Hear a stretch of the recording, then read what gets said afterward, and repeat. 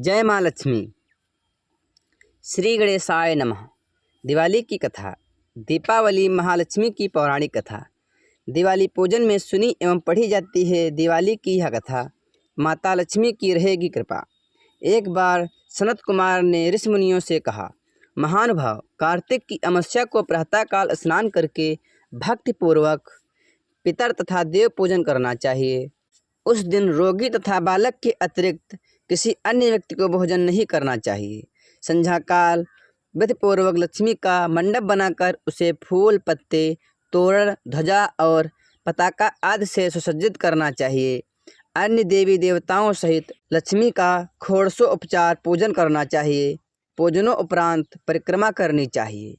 मनुष्यों ने पूछा, लक्ष्मी पूजन के साथ अन्य देवी देवताओं के पूजन का क्या कारण है?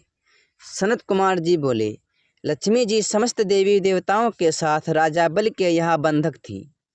तब आज के ही दिन भगवान विष्णु ने उन सबको कैद से छुड़ाया था।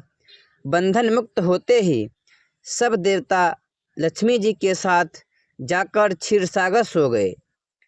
इसलिए अब हमें अपने अपने घरों में उनके शयन का ऐसा प्रबंध करना चाहिए कि वे क्षीरसागर की ओर न जाकर स्वच्छ स्थान और कोमल शैया पाकर ही यहीं विश्राम करें। जो लोग लक्ष्मी जी के स्वागत की तैयारियां उत्साहपूर्वक करते हैं, उनको छोड़कर वे कभी भी नहीं जाती। रात्रि के समय लक्ष्मी जी का आवाहन और विधिपूर्वक पूजन करके उन्हें विविध प्रकार के मिष्ठान व नैवेद्य अर्पण करना चाहिए। दीपक जलाने चाहिए। दीपकों को सर्वनिष्ठ निवृत्त हेतु अपने मस्तक पर घुमाकर चौराहे या शमशान में रखना चाहिए।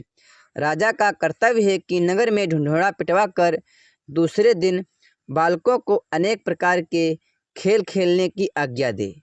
बालक क्या क्या खेल सकते हैं, इसका भी पता करना चाहिए। यदि वे आग जलाकर खेलें और उसमें ज्वाला प्रकट न हो तो समझना चाहिए कि इस वर्ष भयंकर अकाल पड़ेगा।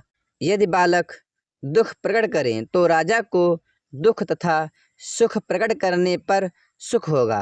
यदि वे आपस में लड़ें तो राजयुद्ध होने की आशंका होगी। बालकों के रोने से अनावृष्टि की संभावना करनी चाहिए। यदि वे घोड़ा बनकर खेलें तो मानना चाहिए कि किसी दूसरे राज्य पर विजय होगी। यदि बालक लिंग पकड़कर क्रीड़ा करे तो व्यभिचार फैलेगा। यदि वे अन्न जल चुराएं तो इसका अर्थ होगा कि राज्य में अकाल पड़ेगा। सनत कुमार द्वारा सुनाई गई यह कथा आप लोगों को कैसी लगी, कमेंट में बताएं।